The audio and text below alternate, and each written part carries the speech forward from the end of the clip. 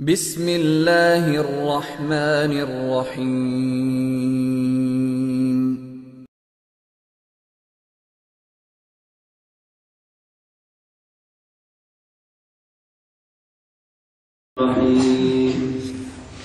تبارك الذي بيده الملك وهو على كل شيء قدير الذي خلق الموت والحياة ليبلوكم أيكم أحسن عملا وقال النبي صلى الله عليه وسلم إذا مات الإنسان انقطع عمله إلا عن ثلاث صدقة جارية أو علم ينتفع به أو ولد صالح يدعو له اللهم صل على محمد وعلى آل محمد كما صليت على إبراهيم وعلى آل إبراهيم إنك حميد مجيد اللهم بارك على محمد وعلى آل محمد كما باركت على إبراهيم وعلى آل إبراهيم إنك حميد مجيد۔ میرے نہایت واجب الاحترام بزرگوں، مسلک اہل سنت والجماعت سے تعلق رکھنے والے وجود نوجوان دوستوں اور بھائیوں،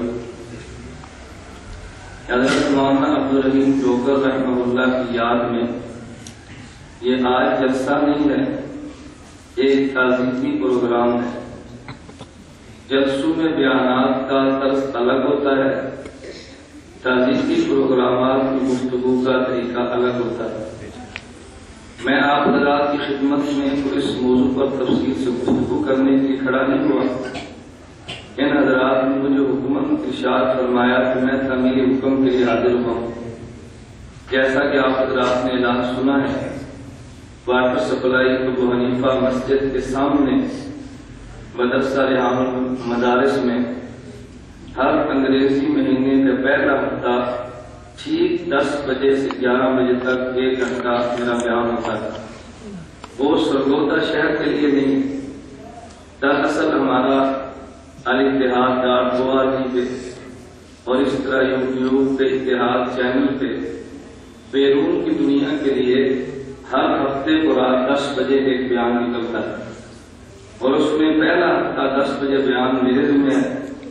تو میری خواہش ہوتی ہے کہ بیان تو ہونا ہی ہے، بجائے اس کے میں کسی اور شہر میں یا اپنے مدرسے میں بیٹھ کے نیٹ پر بیان کروں۔ جو لوگ سرگودا شہر کے جو مجھ سے تعلق رکھنے والے احباب ہیں وہ شرکت کریں گے، بیان بھی سنیں گے، ہماری ملاقات کا موقع بھی ہوگا۔ میں اس لیے گزارش کر رہا ہوں چونکہ وقت کم ہے تو میں تفصیل سے گفتگو نہیں کر رہا، بس 1-2 باتیں آپ کی خدمت میں گزارش کر کے اجازت چاہوں۔ نمبر 1، اللہ رب العزت نے فرمایا تبارک الذی بیدہ الملک وہو علی کل شیء قدیر الذی خلق الموت والحیاۃ لیبلوکم ایکم احسن عملا۔ اللہ رب العزت نے موت کو بھی پیدا فرمایا، اللہ نے حیات کو بھی پیدا فرمایا۔ ہمارا مشاہدہ یہ ہے کہ حیات پہلے ہے اور موت بعد میں ہے، اور فرمانا چاہیے تھا الذی خلق الحیات والموت، کہ اللہ نے حیات کو پیدا کیا اور موت کو پیدا کیا۔ لیکن اللہ رب العزت فرماتے ہیں الذی خلق الموت والحیات، ہم نے موت کو پیدا کیا اور حیات کو بھی پیدا کیا۔ جب حیات کا وجود پہلے ہے، موت کا وجود بعد میں ہے، تو اللہ نے موت کا تذکرہ پہلے اور حیات کا تذکرہ بعد میں کیوں فرمایا ہے؟ وجہ یہ ہے ہر انسان نے جینا بھی ہے، ہر انسان نے مرنا بھی ہے، لیکن دنیا میں جینے والے 2 قسم کے لوگ ہیں۔ بعض وہ ہیں کہ جو جیتے جینے کے لیے ہیں، اور بعض وہ ہیں جو جیتے مرنے کے لیے۔ جو مرنے کے لیے جیے وہ موت کو سوچ کے جیتے، اور جو جینے کے لیے جیے وہ موت کو سوچے بغیر جیتے۔ اس لیے موت کا ذکر پہلے کیا، حیات کا بعد میں، کہ تم زندہ ہو تو موت کو سامنے رکھ کے جینا، تو جو موت کو زندہ رکھ کے جیے اس کے جینے کا ڈھنگ اور ہے، اور جو موت کو بھول کر جیے اس کے جینے کا طرز اور ہے۔ ایک زندگی کافر کی ہے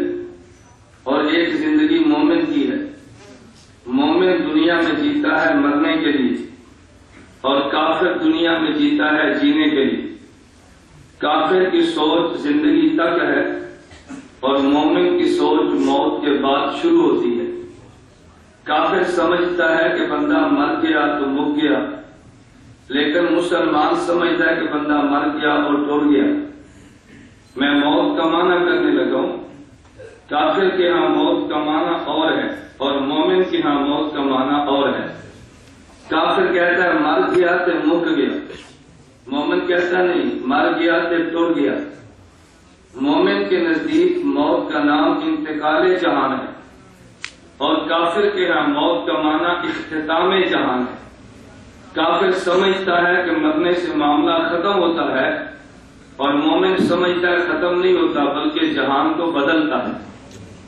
دنیا میں کوئی مسجد دیکھیں جو خود کو مسلمان کہتے ہیں، کوئی اعلان یہ نہیں کرتا فلاں بزرگ ختم ہو گئے ہیں، فلاں بزرگ فنا ہو گئے ہیں، فلاں بزرگ کا وجود مٹ گیا ہے، آپ حضرات کل آنا چاہیں تو لاش پہ آ دیں۔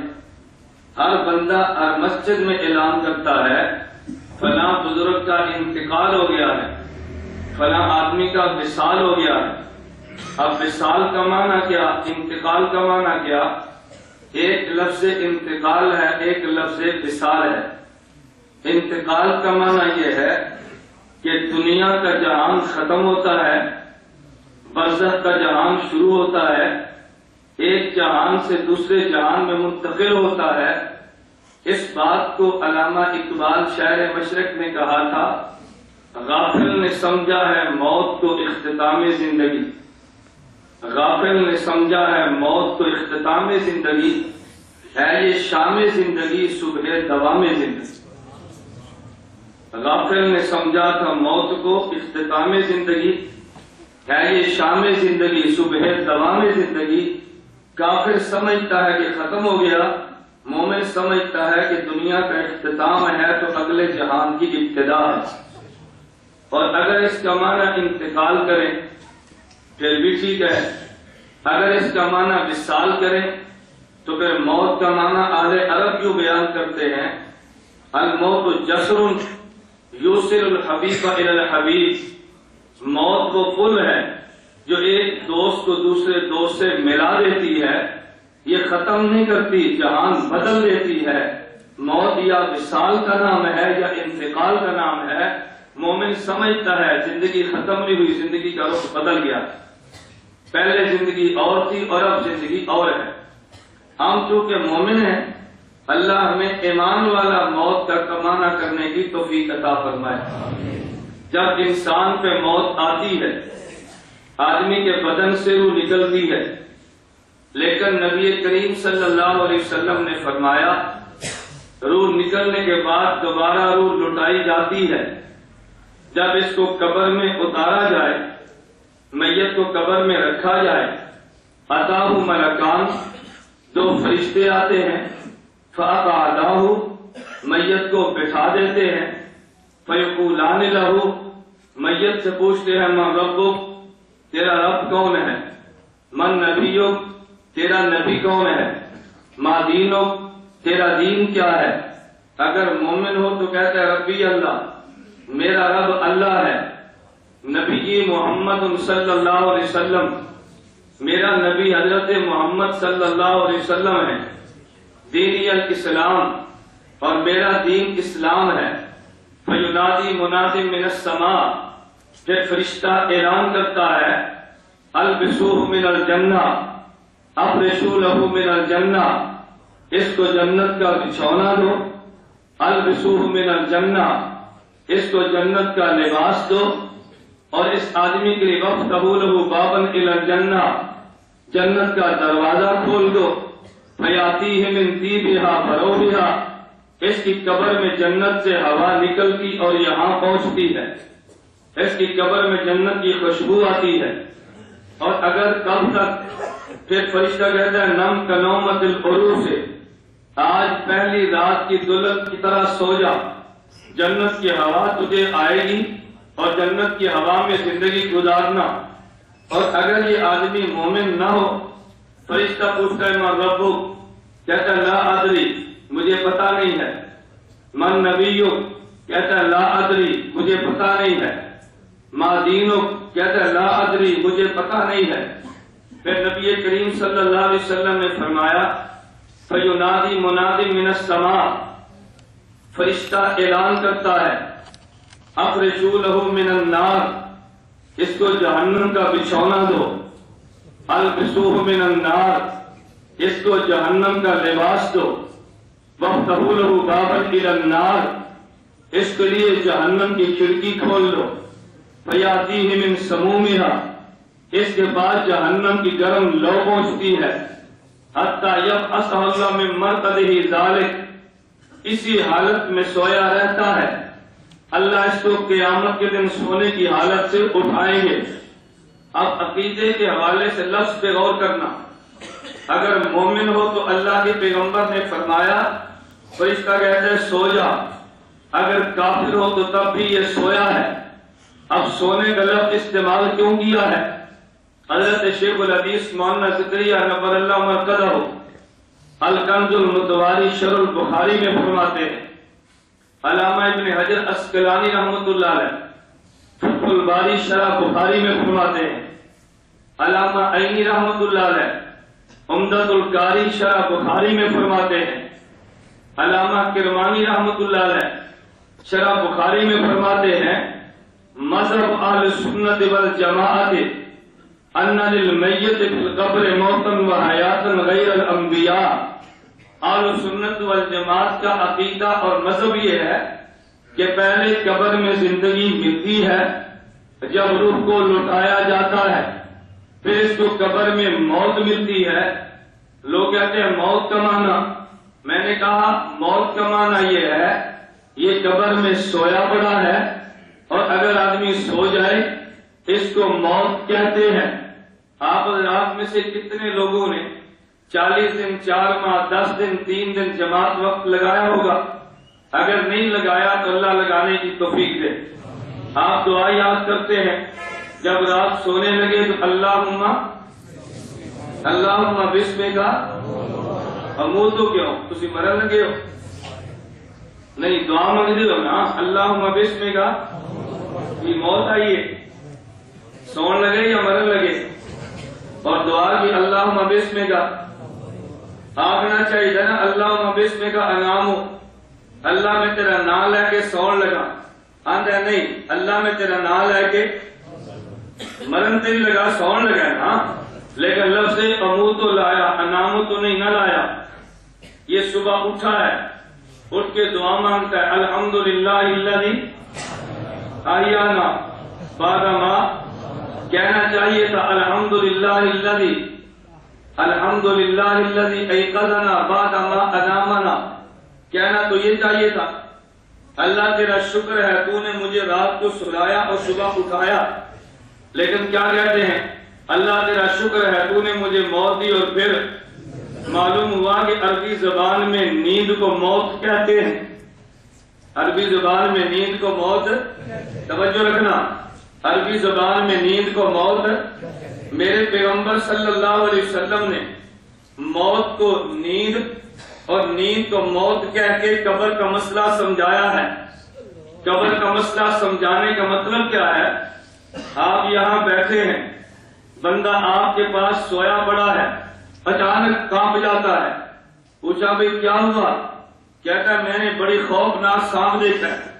آپ کہتے ہیں جھوٹ بولتا ہے، میں نے تو نہیں دیکھا، تجھے کیسے نظر آیا؟ وہ کہتا ہے نہیں خدا کی قسم میں دیکھا ہے۔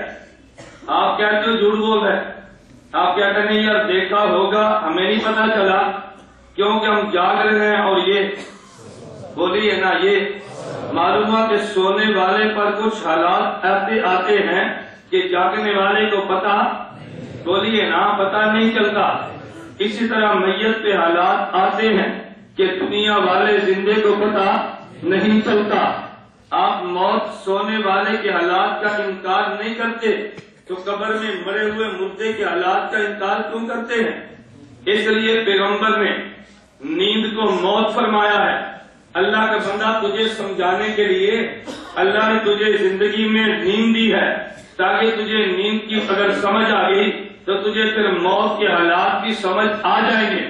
قرآن سے کھول، قرآن سے پوچھ، قرآن کہتے ہیں اللہ یتوفی الانفس حین موتہا واللتی لم تمت فی منامہا، جب بندہ مرتا ہے روح تب بھی نکلتی ہے، اور جب بندہ سوتا ہے تو روح، بولیے نا روح، آپ رات کو سو جاتے ہیں، صبح اٹھ کے مسیح آ کے کچھ دیو مولوی صاحب میرا خواب دیکھی، مولانا مجھا بھائی کی خواب دیکھیا، حضرت جی میں راتی اپنے ابا جی نے ملیا، ابا جی گھر میں ہے یا قبرستان میں؟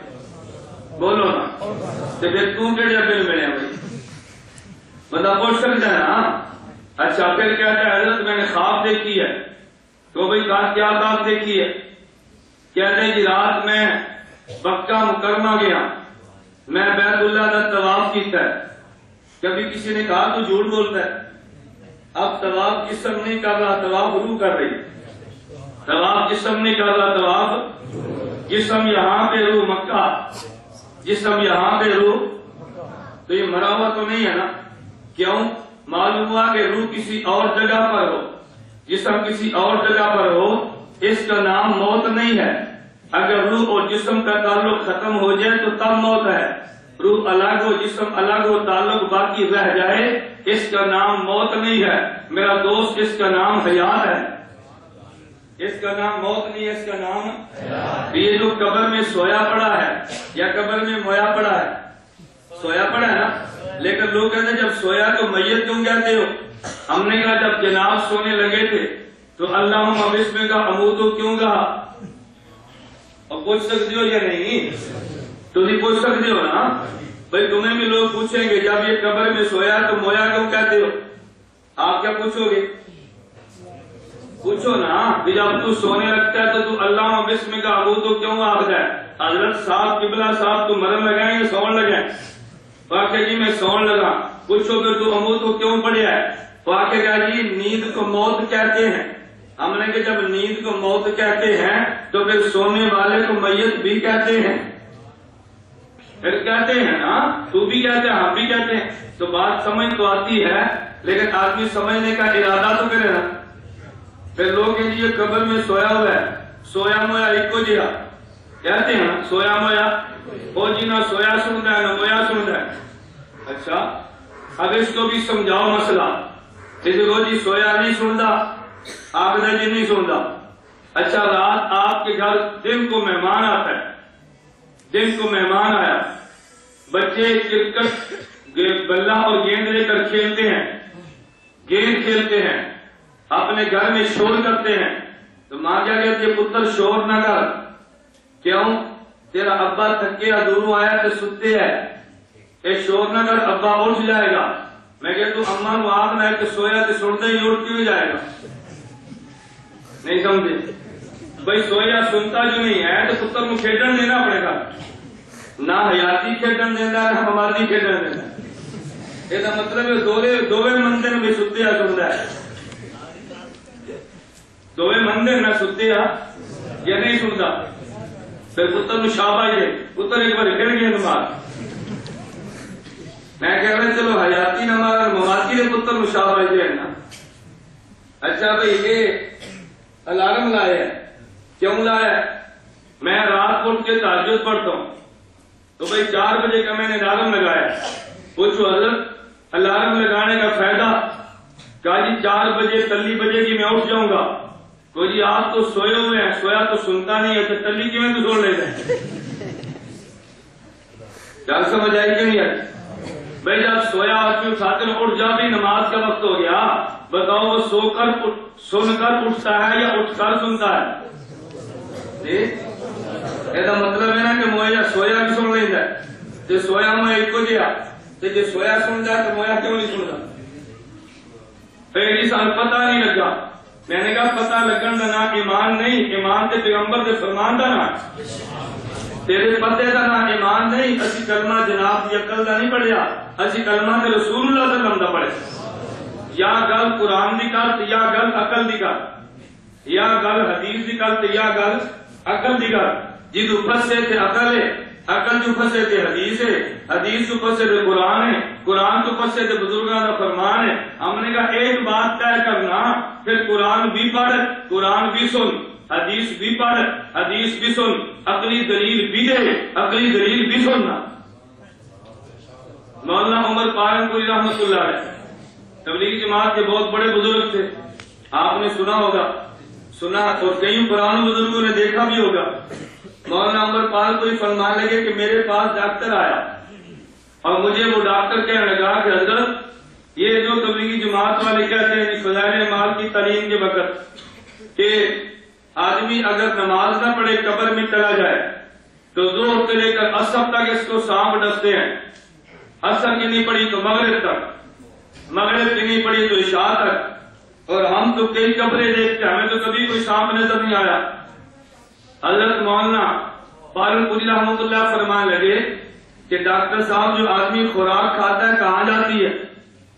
تو ڈاکٹر نے کہا جی 4 اجزاء میں تحلیل ہوتی ہے، اس غذا کی شوگر چینی بنتی ہے، اس غذا کا آئرن لوہا بنتا ہے، اس غذا کا سالٹ نمک بنتا ہے، اس غذا کا چونا بنتا ہے۔ مونکر میں ڈاکٹر صاحب پھر بتاؤ کیا ہوتا ہے؟ اس نے کہا جی چونا بنتی ہے، کچھ نمک بنتی ہے، کچھ چینی بنتی ہے اور کچھ لوہا بنتا ہے۔ مولانا پالنپوری فرمانے لگے کہ میں نہیں مانتا۔ ڈاکٹر نے کہا جی کیوں نہیں مانتے؟ پر میں تب مانوں گا مجھے اپنے پیٹ سے 1 چمچ چینی نکال کے دکھا دے۔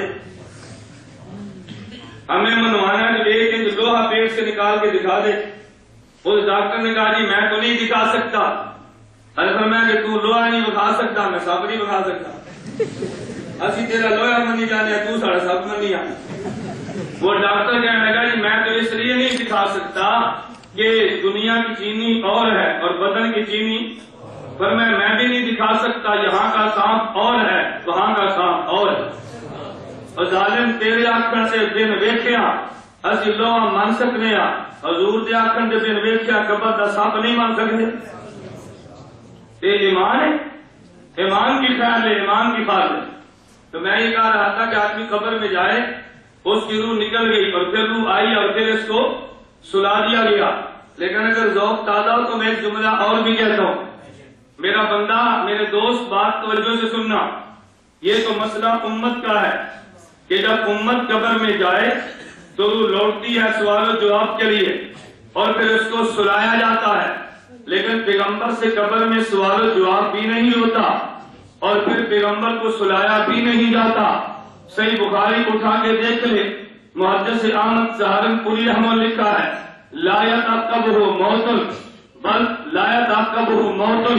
بل یستمر حیا، کہ جب پیغمبر کی روح لوٹ کے رب حیات دیتا ہے تو پیغمبر پہ نیند نہیں آتی، پیغمبر کی حیات میں تسلسل ہوتا ہے۔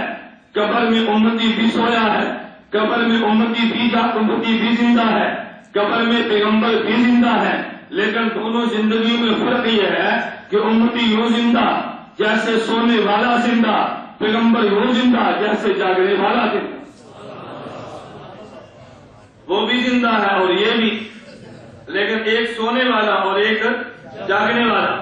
ایک میں نے کہا میں 2 مسئلے عرض کروں گا وقت کے حساب سے۔ ایک مسئلہ یہ ہم حیات بھی مانتے ہیں اور موت، بولیے نا، موت بھی مانتے ہیں اور موت کے بعد قبر میں حیات بھی مانتے ہیں، حساب و کتاب بھی مانتے ہیں، سب کچھ مانتے ہیں۔ اور یہ مسئلہ تو امت کا تھا نا، نبی کا تو مسئلہ ہی رہا ہے۔ میں ساتھیوں سے کہتا ہوں اگر تمہیں لمبے دلائل یاد نہ رہے نا، ایک اصولی اور بڑی سونی دلیل آسان یاد رکھ لو۔ نبی کریم صلی اللہ علیہ وسلم نے فرمایا ما بین بیتی و منبری روضۃ من ریاض الجنہ، کہ میرا حجرہ اور میرا منبر، یہ جو درمیان کی جگہ ہے یہ ساری جنت کا ٹکڑا ہے، یہ ساری جنت کا۔ بولیے پیغمبر کی قبر جنت کا، پیغمبر کا روضہ جنت کا، یاد رکھ لو گے نا، نبی کا روضہ جنت کا، نبی کی قبر جنت کا۔ اب اگلی بات اس سے پوچھو کہ جب نبی کی قبر جنت کا ٹکڑا ہے تو جنت میں زندے رہتے ہیں یا مردے رہتے ہیں؟ جنت میں زندے رہتے ہیں یا؟ لمبے دلائل کی تو ضرورت نہیں ہے۔ کتنا آسان مسئلہ ہے، کتنا سونا اور سوکھا مسئلہ ہے، بلا وجہ الجھا کے تم نے رکھ دیا۔ میں نے کہا ایک تو یہ مسئلہ ذہن میں رکھ لو، ہم اسی قبر میں حساب مانتے ہیں، اسی قبر میں ثواب مانتے ہیں، اسی قبر میں عذاب مانتے ہیں اور اسی کو قبر کہتے ہیں۔ کہ جس میں میت کو دفن کیا جاتا ہے، دعا یہ کریں اس قبر میں جانے والے ہر مسلمان کی اللہ قبر کو تحت نگاہ کھول دے، اللہ اس کو جنت کا باغ بنا دے، اللہ ہر امتی کا بنا دے، ہمارے حضرت مولانا عبد الرحیم نفر اللہ مرقدہ کا بھی بنا دے، اللہ ان کو بنا دے۔ نمبر 2، دوسرا مسئلہ، 2 مسئلوں میں آج گڑبڑ ہے۔ نمبر 1 اصال ثواب، نمبر 2 تعزیت۔ جب کوئی جنازہ اٹھتا ہے وہاں پہ 2 چیزیں پیش آتی ہیں، نمبر 1 میت کی ضرورت، نمبر 2 میت والوں کی ضرورت۔ نمبر 1 میت کی ضرورت اور نمبر 2 میت والوں کی ضرورت۔ میت کی ضرورت یہ ہے کہ میت کے پاس اصال ثواب ہو، ثواب تو پہلے ہی ہے، اصال ثواب ہو، ثواب اور اصال ثواب میں فرق بھی سمجھنا۔ آدمی عمل کرے اس کا اجر ملے، اسے ثواب کہتے ہیں، اور کوئی عمل کرے اور میت کو اجر پہنچائے اسے اصال ثواب کہتے ہیں۔ آدمی خود عمل کرے اور عمل کا بدلہ ملے اسے ثواب کہتے ہیں، اور کوئی عمل کرے اور اپنے عمل کا اجر کسی اور کو دے تو اس کو اصال ثواب کہتے ہیں۔ اور یہ اصال ثواب تو اللہ کے نبی صلی اللہ علیہ وسلم نے بھی کیا ہے۔ ابھی عید گزری ہے، قربانی کے موقع میں نبی پاک صلی اللہ علیہ وسلم نے دمبا لیا اور اس کو ذبح کر دیا، پھر رسول اکرم صلی اللہ علیہ وسلم نے دوسرا دمبا لیا۔ حضور آپ نے قربانی تو فرما دی ہے، یہ دوسرا دمبا کیوں لیا ہے؟ فرمایا ھذا عنی وَأَمَّن لَّمْ يُذَبِّحْ مِنْ أُمَّتِي، اللہ اس دمبے کا ثواب مجھے بھی دینا اور میری امت کا جو بندہ قربانی نہ کر سکے اسے بھی دینا۔ تو میرے نبی نے اصال ثواب کیا ہے، تو کون ہے اصال ثواب کا انکار کرنے والا؟ تیری اوقات کیا ہے کہ میں تیری بات مان کے نبوت کے مسئلے کو چھوڑ دوں؟ تیری اوقات کیا ہے کہ تجھے دیکھ کے پیغمبر کے مسئلے کو چھوڑ دوں؟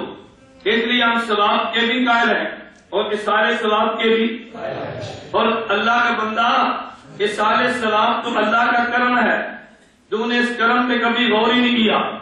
میں مثال دے کر بات سمجھاتا ہوں۔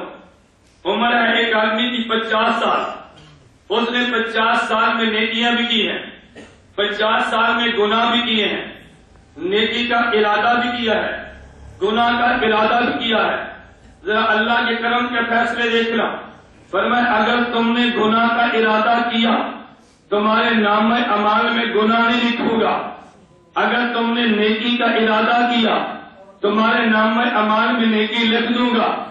گناہ کے ارادے پہ گناہ نہ لکھنا، نیکی کے ارادے پہ نیکی لکھ لینا، یہ میرے اللہ کا کرم ہے۔ نمبر 2، اگر تم نے گناہ کیا تو نامہ اعمال میں گناہ 1 لکھوں گا، لیکن اگر تم نے نیکی کی ہے تو نامہ اعمال میں 10 لکھوں گا۔ اللہ کے کرم کو دیکھنا نا۔ عمر میرا دوست تیری 50 سال ہے، 15 سال میں بالغ ہوا، عمر 35 سال ہے۔ اب بتا اگر قیامت کے دن بندہ کھڑا ہو تو 35 سال کے گناہ بھی ہیں، 35 سال کی نیکیاں بھی ہیں، ہو سکتا ہے نیکیاں بڑھ جائیں تو ٹھیک ہے، لیکن ہو سکتا ہے گناہ بڑھ جائیں، گناہ بڑھا تو فیصلہ جہنم کا، نیکیاں بڑھ گئی تو فیصلہ جنت کا، اگر برابر ہے تو فیصلہ آرام کا۔ اب میرے اللہ کا ایک کرم اور دیکھنا، اگر کوئی بیٹا زنا کرے خدا نہ کرے اور یہ کہہ دے اللہ جو زنا میں نے کیا ہے اس کا گناہ میرے باپ کو دینا، پہنچ جائے گا؟ اللہ جو چوری میں نے کی ہے اس کا گناہ میری ماں کو دینا تو پہنچ جائے گا؟ لیکن اگر 2 کا نفل پڑے اللہ ثواب میرے باپ کو دینا تو پہنچ جائے گا یا نہیں؟ اللہ کا کرم دے، اگر بندہ گناہ کر کے میت کو پہنچانا چاہے اللہ گناہ میت تک نہیں جانے دیتا، لیکن نیکی کر کے پہنچانا چاہے تو رب نیکی پہنچا دیتا ہے۔ اللہ کا کرم کو دیکھنا، توجہ رکھنا۔ اب اگر عمر 50 سال ہے اور نیکیاں بھی ہیں اور گناہ بھی ہیں، میں کہتا ہوں 50 کو چھوڑ، یہ 50 تو اللہ کا کرم ہے۔ اگر اللہ تجھے عمر قیامت تک کے لیے دیتا اور 50 سال نہ دیتا، بندہ کہتا جی بڑے مزے ہیں، عمر بڑی ہے، میں نے کہا مزے نہیں نقصان ہے۔ ارے ظالم مومن کا فائدہ ہے اس میں جو عمر چھوٹی ملے، لوگ کہتے ہیں جی وہ کیوں؟ میں نے کہا اگر قیامت تک کی عمر مل جاتی، قیامت تک نیکیاں بھی کرتا، قیامت تک گناہ بھی کرتا، یہ قیامت کے دن اللہ کا کھڑا ہوتا تو زندگی کے گناہ بھی ہوتے، زندگی کی نیکیاں بھی ہوتی. اللہ نے فرمایا عمر تجھے میں نے 50 سال دی ہے، تجھے لمبی عمر کیوں نہیں دی؟ وجہ یہ کہ اب تو گناہ تو نہیں کر سکتا، اب تو نیکیاں تو نہیں کر سکتا، اور تیرے بعد والے گناہ کریں تو تیرے نام عمل میں نہیں آئے گا، لیکن تیرے بعد والے نیکی کریں تو تیرے عمل میں آئے گا. ایک تو نے مسجد بنا دی ہے، تو دنیا سے چلا گیا، قیامت تک نمازیں پڑھے اجر تجھے ملے گا. اگر تو نے کنواں کھدوا دیا ہے، قیامت تک پانی پیے اجر تجھے ملے گا. تجھے عمر تو 50 سال کی دی ہے نا، نتیجہ کیا نکلے گا کہ گناہ تیرے نام اعمال میں 50 سال کی ہوں گے اور نیکیاں تیرے نام اعمال میں 50,000 سال کی ہوں گی. عمر جو تھوڑی دی ہے، گناہوں کا دروازہ تو بند ہو گیا اور نیکیوں کا دروازہ اللہ نے کھول دیا. اب ایمان کے ساتھ بتاؤ میرے سرگودا کے سنی دوستو، اس سارے ثواب اللہ کا کرم ہے یا نہیں؟ رب کے کرم کو بھی تو نے انکار کر دیا، کیسا بے ضمیر قسم کا تو انسان ہے. میں نے اس لیے کہا ہم ثواب بھی مانتے ہیں، اس سارے ثواب بھی مانتے ہیں، لیکن ایک مسئلہ ہے تعزیت کا اور ایک مسئلہ ہے اصالہ ثواب کا. ایک ضرورت میت کی، ایک ضرورت میت کے گھر والوں کی. ارے میت کی ضرورت اصالہ ثواب ہے اور میت کے گھر والوں کی ضرورت تعزیت ہے. اصالہ ثواب کا معنی نیکی کر کے میت کو دینا، تعزیت کا معنی میت کے گھر والوں کو تسلی دینا. ارے تسلی تب ہوتی ہے جب میت کے گھر جائے، لیکن اصالہ ثواب کے لیے تو میت کے گھر جانے کی ضرورت نہیں ہے نا. اگر میرا گاؤں 87 ہے، میں یہاں پہ نہ آتا، میں وہاں سے دعا مانگتا اللہ مولانا عبد الرحیم صاحب کی مغفرت فرما دے، دعا تب بھی قبول ہوتی. میں 2 کا نفل پڑھتا اللہ مولانا کی روح کو اجر پہنچا دے، اجر تب بھی پہنچ جاتا، لیکن تعزیت تو نہ ہوتی نا. آدمی دور رہ کے میت کا فائدہ تو دے سکتا ہے، لیکن گھر سے دور رہ کے میت والوں کو نفع تب دے گا جب میت والوں کے پاس آئے گا. اصالہ ثواب کا تعلق میت کے ساتھ ہے، تعزیت کا تعلق میت کے گھر والوں کے ساتھ ہے. تعزیت کا معنی تسلی دینا ہے، اصالہ ثواب کا معنی نیک عمل کر کے میت کو دینا ہے. تو نے تسلی میت والوں کو دینی ہے اور نیک عمل میت کو دینا ہے. یہ جو ہمارے یہاں رواج چلا ہے، میت کے گھر جا کر کہتے ہیں بھائی فاتحہ پڑھ لو، میت کے گھر جا کر کہتے ہیں بھائی دعا کرو. مجھے بتاؤ اپنے اپنے گھر میں فاتحہ پڑھے تو میت کو ثواب ملتا ہے یا نہیں؟ بولیے نا. اپنے گھر میں دعا مانگے تو میت کو فائدہ ہوتا ہے یا نہیں؟ تو میت کے گھر کیوں آئے ہیں؟ دعا مانگنے کے لیے. بولیے نا. میت کے گھر کیوں آئے ہیں؟ فاتحہ پڑھنے کے لیے. میت کے گھر کیوں آئے ہو؟ گٹلیاں پڑھنے کے لیے. نہیں میرا دوست فرق تو کرنا. ہم نے تعزیت کا انکار بھی نہیں کیا، اصالہ ثواب کا انکار بھی نہیں کیا، لیکن یوں مان جیسے میرے پیغمبر کی منشا ہے، یوں مان جیسے شریعت والے کی منشا ہے. اس لیے میت کے گھر آ، تعزیت کے لیے آ. اصالہ ثواب کا تعلق میت کے گھر والوں سے نہیں ہے، اس کا تعلق میت سے ہے. اور ایک نیکی چھپ کر ہے، ایک نیکی بتا کر ہے. اگر چھپ کے کرے گا اخلاص زیادہ ہے، اگر بتا کے کرے گا تو خدشہ رہتا بھی ہے. اگر میں اپنے گھر میں مولانا کے لیے 2 نفل پڑھ کے دعا مانگتا اللہ ان کو بخش دے تو ثواب پہنچ جاتا، لیکن میں وہاں سے یہاں آؤں اور میت والے سے کہوں بھائی میں 2 رکعت پڑھ کے تھوڑے ابا جی نے بخشنا، پھر کوئی آپ انتظار کرو میں سورہ یاسین پڑھ کے تھوڑے ابا جی نے بخشن لگا، 2 منٹ ٹھہر جو تسی چاہ پکاؤ تو میں ادھا قرآن پڑھ کے بخشنا. بھائی اگر میں بخشنا تھا تو اپنے گھر نہیں بخش سکتا تھا. یہ دکھلاوے چھوڑ، یہاں تعزیت کی بات کر. نہیں سمجھے؟ دکھلاوے چھوڑ، آج آپ یہاں جاؤ میں اصالہ ثواب کے لیے. یہ جلسہ اصالہ ثواب کیا ہے؟ یہ جلسہ کس کا ہے؟ آپ یہاں آئے ہیں نا، ان کے دکھ ختم ہیں، ان کے غم غلط ہوئے ہیں. کیوں؟ یہ سمجھتے ہیں بھئی ہم دکھ میں ایک نہیں ہے، ہزاروں لوگ شریک ہیں. شرکت لوگ کرے تو غم ختم ہوتا ہے، غم کم ہوتا ہے. میں عرض یہ کر رہا تھا اصالہ ثواب الگ ہے، تعزیت دونوں میں فرق ہے یا نہیں؟ یہ 2 باتیں سمجھو. نمبر 1 قبر میں موت اور حیات کا مطلب کیا ہے. نمبر 2 اصالہ ثواب اور تعزیت کا مطلب کیا ہے. ہم کبھی ان مسائل کو سمجھتے نہیں ہیں تو مسائل میں گڑ مر کر لیتے ہیں. دعا کرے اللہ مجھے اور آپ کو اس قبر کو قبر ماننے کی توفیق دے، اور جو نہیں مانتا اللہ اس کو قبر ہی نہ دے. ٹھیک ہے نا منتا جی نہیں اللہ نہ دے پھر آتے ہیں جی ساڑھے آتے یاتی پر دعا کرتے ہیں پر تو قبر منتا جی نہیں تو جا کے کی کرتا ہے دعا کرو اللہ ہمیں اس قبر کو قبر ماننے کی توفیق دے اور اللہ ہمیں قبر بھی دے جرا نہیں منتا دے ایک مولوی صاحب نے تقریر کی تھی نا آنا یزید بڑا اچھا تھا یزید بڑا اچھا تھا یزید بڑا اچھا تھا حق حضرت یزید کے ساتھ تھا حضرت حسین سے غلطی ہو رضی اللہ عنہ اللہ محفوظ رکھے اس قسم کے ناپاک جملوں سے اب لوگ پڑھے لکھے بھی ہوتے ہیں لوگ ان پڑھ بھی ہوتے ہیں ان پڑھ بندہ اپنی سوچ کے مطابق بات کرتا ہے نظریہ تو اس کا بھی ہے مولوی صاحب نے تقریر کی اور پھر کہا بھائی کوئی سوال پوچھنا جائے تو چڑھ دے ایک ان پڑھ آدمی چڑھ دے جی اب وہ دلائل کو نہیں جانتا تھا نا لیکن اس نے بات وہ کی جسے کہتے ہیں نا 100 سنار کی اور ایک انہوں نے کہا مولوی صاحب تو آنا یزید بڑا چنگا ہے میں حضرت حسین بڑے چنگے تو تو دعا مانگ اللہ قیامت رو تینوں یزید دے نال کھڑا کرے میں حضرت حسین دے نال کھڑا ہن مولوی آمین بھی منگدا ہن جو کہ بھائی ایڈا ہی چنگا ہے تو دعا مانگ لے ہم دعا مانگتے ہیں اللہ ہمیں قیامت حضرت حسین کے ساتھ کھڑا کر اللہ ہمیں ان کے پیچھے ہم حسینی ہیں ہم یزیدی نہیں ہیں ہم حسینی ہیں یزیدی ہیں ہم حضرت حسین ہیں ہم حسینی ہیں ہمارا ووٹ ادھر ہے میں یہ کہہ رہا تھا کہ بات سمجھیں نمبر 1 اور نمبر 2 سال ثواب اور تعزیت کا معنی کیا ہے میت والوں سے تعزیت کریں اور میت کے لیے اصال ثواب کریں میت کا حق اور ہے اور میت والوں کا حق اور ہے ہم گھر دعا نہیں مانگتے 10 کلومیٹر چل کے انہیں اب ذرا دعا مانگو اللہ سے بندہ تو دعا مانگنے ہے تو تعزیت کرنا ہے تعزیت اور دعا میں فرق ہے اللہ مجھے اور آپ سب کو شریعت سمجھ کر اس کے مطابق عمل کی توفیق عطا فرمائے وآخر دعوانا الحمدللہ